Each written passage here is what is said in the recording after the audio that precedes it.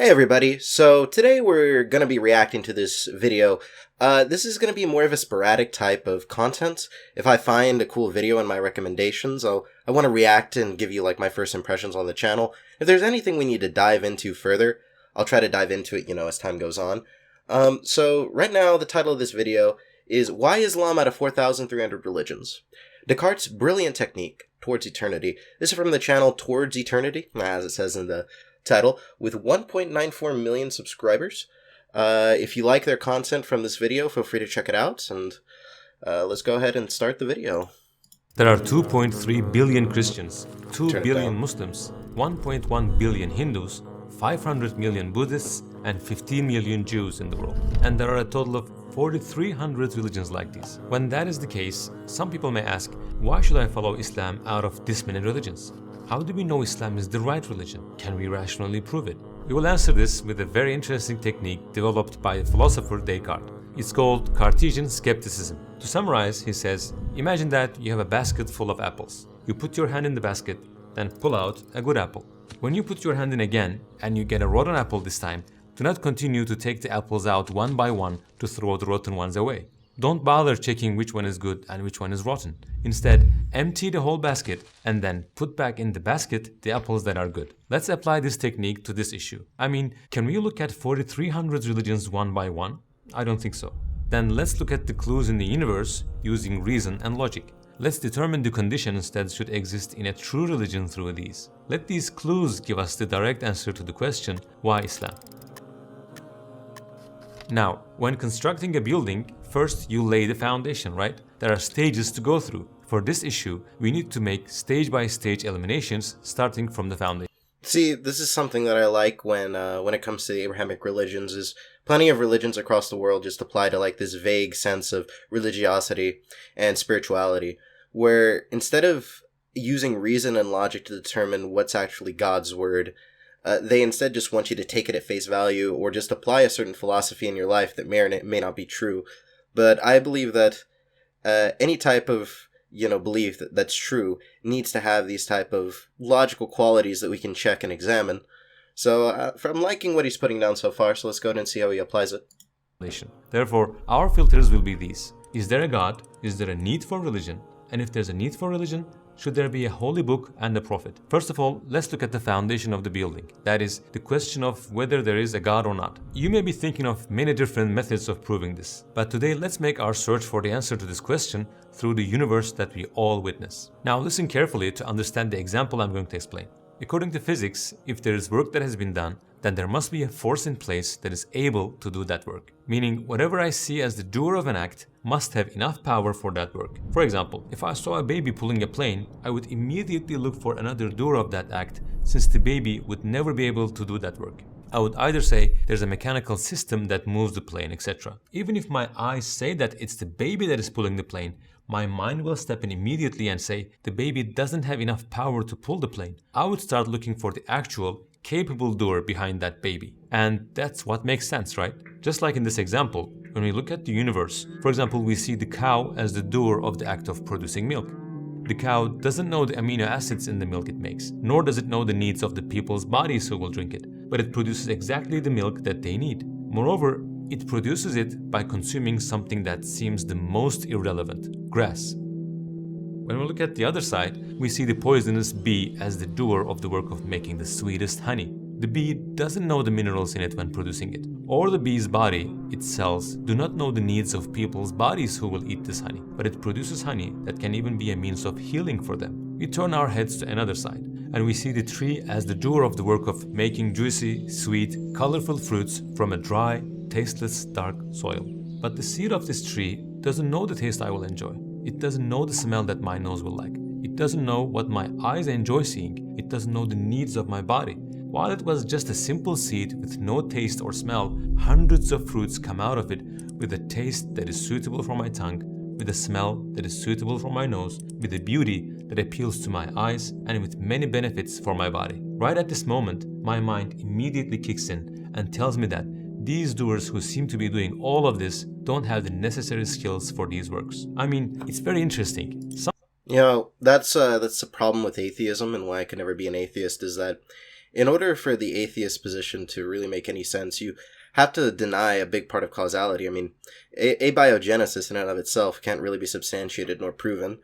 And you have like this type of rationalization that somehow we just can't comprehend it, that it's outside our, our realm of, comprehension is the best way to put it.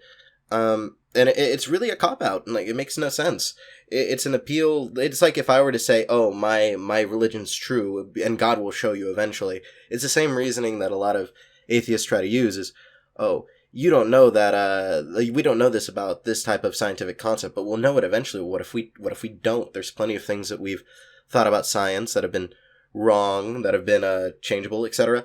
My major in the sciences, so like one of the big parts of the course is like learning about different theories that were debunked, theories that were proven wrong, and even when we go into the world in and of itself, they have a presupposition of naturalism, and that's why I believe in supernaturalism. There's some things that we simply cannot explain, and I'm glad that he's touching on this. Some things are giving someone else something that they don't have, but normally that's impossible. Let's think with an example like this. Suppose this cloth in my hand is a curtain, and you don't see me. This curtain takes a pen and writes poem here, draws pictures. Everyone would say that this pen is apparently being moved by this cloth. But the logical thing to do is to think that there's a force behind that cloth, behind that apparent cause. Just like in this example, all these works we explained show a creator who controls all of them behind the scenes. If we are able to fully understand these examples, then we can see with the eyes of our minds that there's a creator, someone who knows us, who acts behind the curtains and makes all these things happen according to our needs. Now, if the first filter is clear, religions such as Buddhism, Jainism, and philosophical beliefs like atheism, agnosticism, naturalism, and skepticism are eliminated. Precisely. Because there has to be a creator, whatever you may call him. Now, let's move on to our second filter. Here, we will use the... He hit on one of the main arguments as to why I was a deist growing up, by the way.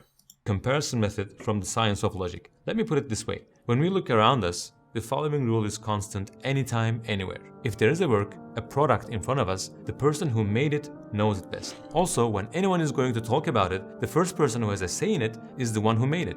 For example, when I buy a phone, it comes with a user manual, right? By putting that in a way, the manufacturing company says to me, we made this phone. Then logically, we know it best down to the smallest detail. And by putting this manual, we demonstrate this fact. Even simple products have this. Then our mind asks the question, when there are user manuals even in simple works, is it possible that the creator of the universe, who created mankind and sent them to the world, did not send a user manual that could guide them? Throughout history, all humanity has been asking the following questions. Who am I? Where did I come from? Where am I going to? What is my purpose in this life?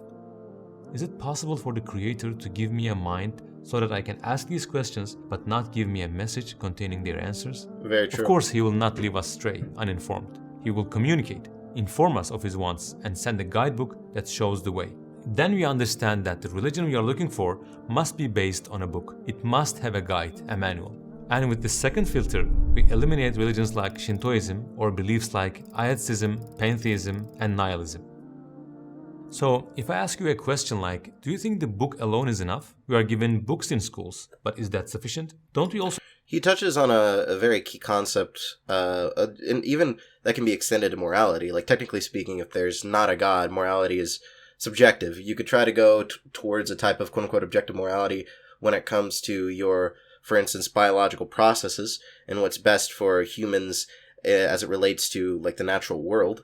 But first off, the perception of that's going to be skewed in a number of ways. So you'd have to find out a quantifiable system to, try to equate these different variables and try to figure out what truly is best for humans. But even if you did that, then somebody could counter that morality by saying, well, evolution, quote unquote, which I don't believe in, anymore, haven't for ever since I took really university level courses, evolution simply guides our morality. So if we just push people to evolve a certain way, then we can make something moral. So really nothing should be immoral or moral because we can evolve with or without it. So without God, that type of objective morality and societal structure falls apart. So I think that argument can be extended to that too. And so far he's making a lot of sense for sure. Also need a teacher to teach that book. In fact, we need a teacher who doesn't only teach the book, but also gathers the students in a classroom and draws their attention to that book, even if there are students who don't want to listen. More or less, you must have understood what I mean by this analogy. Just like a teacher who explains the book by giving examples and narratives, who establishes order in the classroom, the religion we are looking for also needs an instructive leader, a messenger. We can also think like this. In every field, there is theoretical knowledge and there is a practical application of it. The text written in the book is the theoretical knowledge. So there's a need for someone to show how it can be turned into action, applied in real-life situations. When a person asks, how can I live in accordance with the purpose of my life, in accordance with the manual of my life, he needs to follow a role model who shows how it should be done so that he can do it himself too. So, if we return to our teacher example, it is not enough just to know the mathematical theories. It is also necessary to see and learn how they are used and applied. Don't you think it makes more sense to have a prophet in a leadership position? In fact, there are examples of this even in the animal kingdom. For example, when you look at a beehive, you see a colony that lives as a community and serves a common purpose. A queen bee has been appointed as the leader of that society. Or if you visit an ant colony that serves a common purpose, you will see a queen ant as the leader. Is it possible for Allah, who does not leave these groups without a leader, a guide, to leave mankind without such a guide? We are talking about humanity, the most valuable living beings far beyond ants and bees. Allah has created hundreds of flavors for man's tiny tongue. Is it possible for him to leave humanity wandering aimlessly without a purpose? Is it possible for him to not guide them by sending a messenger? If we have understood this example thoroughly too, with this third filter, we have eliminated religions such as Hinduism, Judaism, the Druze faith, which do not believe in any prophet. Let me also point out that the religion we are looking for needs to mention the miracles of the prophets too. We said in the beginning that there are 4,300 religions in the world. When we apply these three criteria and filter all the religions and philosophical beliefs, the roots of which we can access, we are only left with three religions: Christianity, Judaism, and Islam. Precisely. This guy makes a lot of sense. I completely agree with what he's saying so far. All have the concept of a creator, a book, and prophethood. Now, I want you to notice this. The fact that these three religions have passed through all these filters shows that their foundations are based on the truth. When we look at Judaism, we see that the main figure is Moses, and in Christianity, the main figure is Jesus, peace be upon them all. Although the teachings of these two great prophets are now corrupted in these two religions, what they initially brought was the truth. The common feature of these two religions is that... that's something that I would like more information on, on the corruption of the holy texts of Judaism and Christianity. I know that Muslims often believe, besides a small section of them, that Christianity is corrupted, both in the New and the Old Testament. And I know that they use the criteria, the Quran as a criteria for it. But I've seen, with the Muslim Lantern, that he brings other arguments, such as, additions to the Bible. I was wondering if there were more arguments along those lines that I can eventually dissect here on the channel to see if they have validity or if they don't. So if anybody here in the comment section could go and let me know, I'd very much appreciate it, or perhaps even link me to more videos kind of like this where I can do more of this type of content. That they both don't accept Prophet Muhammad ﷺ as a true messenger. But Islam says that Prophet Muhammad ﷺ is the final messenger of Allah and that Jesus and Moses were also messengers of him. Based on this reality, we can conclude that if we prove that Prophet Muhammad ﷺ is a real messenger, then Islam will be proven to be the only true religion and that Moses and Jesus came to deliver the same common message from Allah. Yes, it is at this point that many proofs of this come to our minds. One of the most important proofs is his life itself, ﷺ. Imagine, he lived among his people for 40 years before his prophethood. For 23 years in his prophetic life, he has been at the forefront among the same people again, and every one of his moves was being watched. We're going to look at if such a person, ma'adallah, was a liar or not.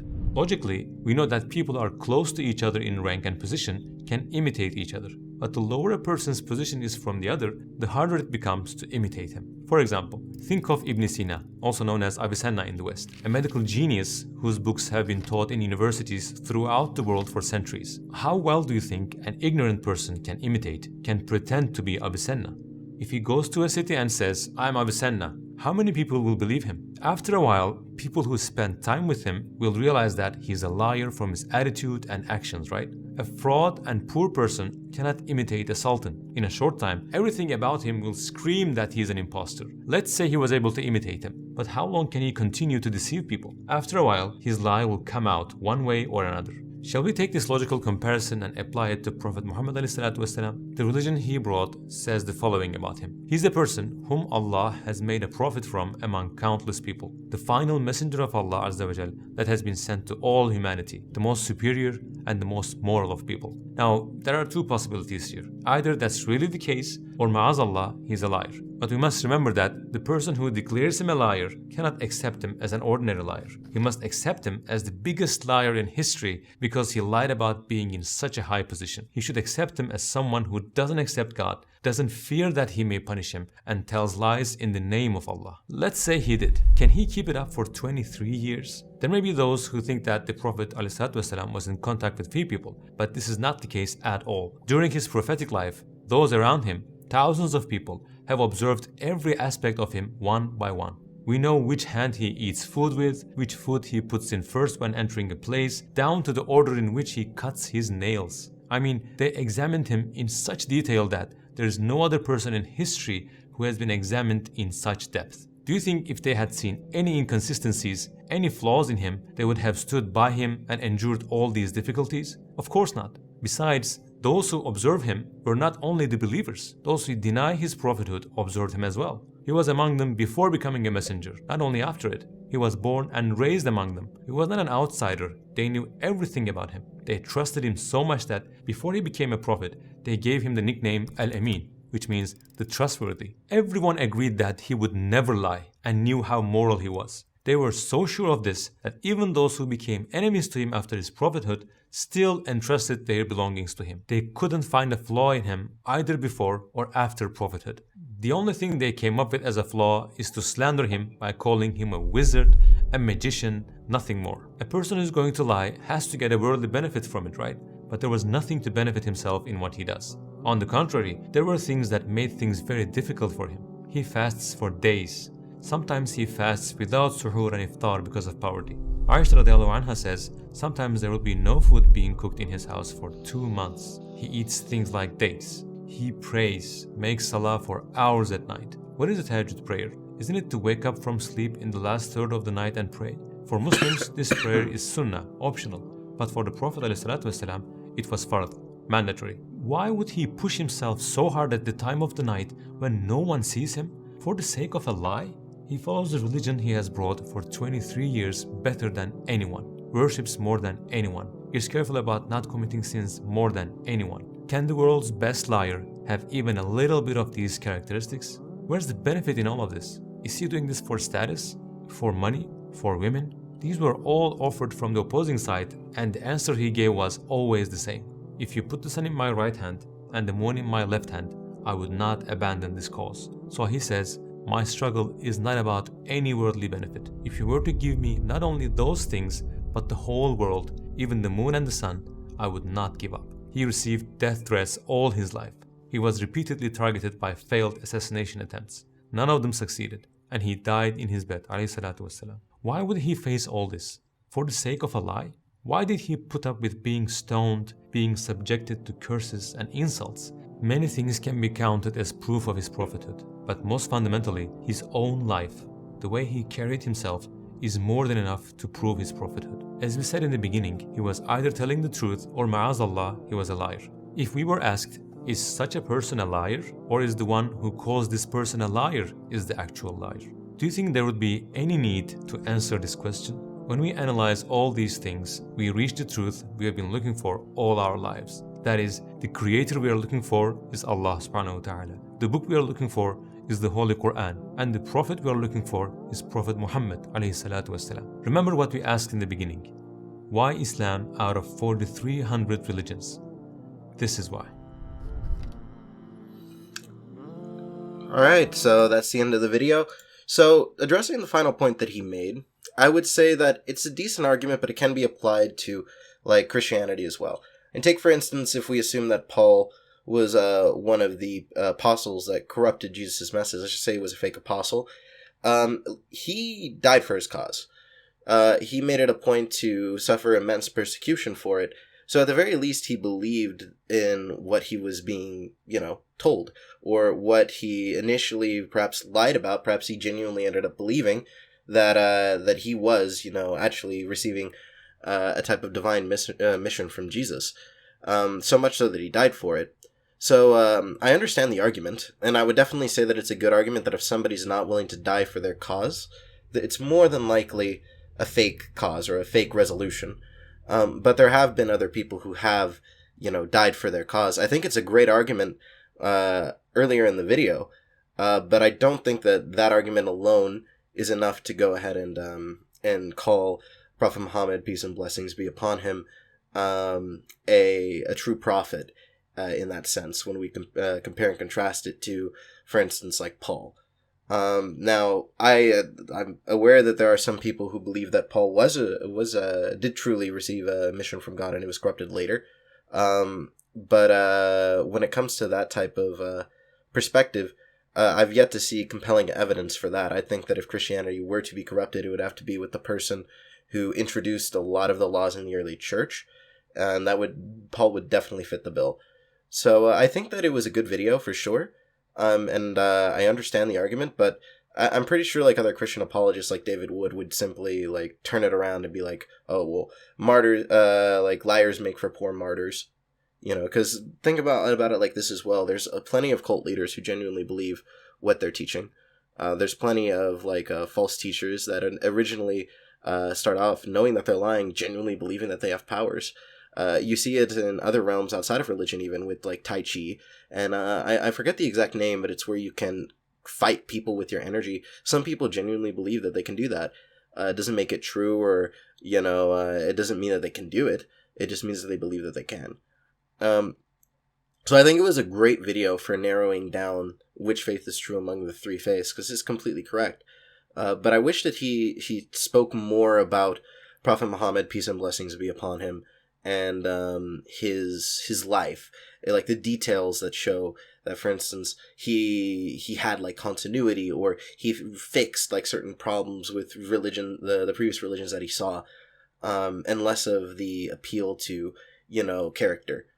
So that's pretty much my take. Did it convince me? It's definitely an interesting argument, an argument I would make for the Abrahamic religions in general. But that last argument, I think, was definitely the weakest in this whole video. So if you guys have any videos that you think have a stronger argument than this, I'd like to see it, because I'm not gonna play either side. I'm not gonna be like, oh yeah, I'm gonna be super nice to Christians, or I'm gonna be super nice to Muslims. Like I will tell you how I genuinely see it. And I want to go ahead and have the opportunity to give both sides their fair shot. So if you guys have any material, even if it's written material that I can just read, I'd greatly appreciate it. Christians or Muslims. So that's pretty much going to be the end of the video.